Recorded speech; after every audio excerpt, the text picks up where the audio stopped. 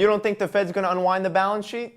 That's impossible. They're gonna blow it up even bigger. The balance sheet's gonna go to 10 trillion. There is no way that they can unload these treasuries. Yeah, but or Peter, these they just told us in the minutes that it's going to start sometime in September, they think. Yeah, look, I don't care what they told us. I mean, they like to talk. Let's see what they do. Look, they were talking about raising interest rates for years before they did it. In fact, I think the only reason they've been raising rates recently is because Trump is president. If Clinton were president, I don't think we would have had any of the last 3 rate hikes. I think the data-dependent Fed would have looked at all that lousy data and they would have left rates alone. But they're just talking. They want to pretend that they can shrink this balance sheet because they want to keep that pretense going. But it is impossible. Even if they just stopped reinvesting, it would send interest rates up, it would send mortgage rates up, and that would crash the housing market, the bond market. Yeah, I don't know if it's impossible. It's certainly going to take a long time to get from $4.5 trillion to whatever level they want, $3 trillion, $2 trillion. But we'll see how it plays out.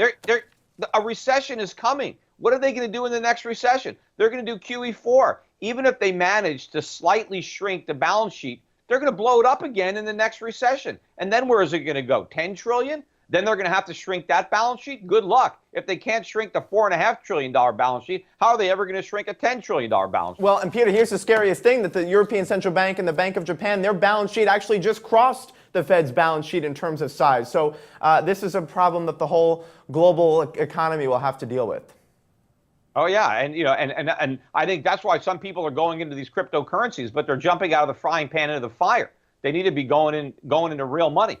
All right, Peter, I got to go, but fascinating conversation. Thanks so much for joining us. Anytime.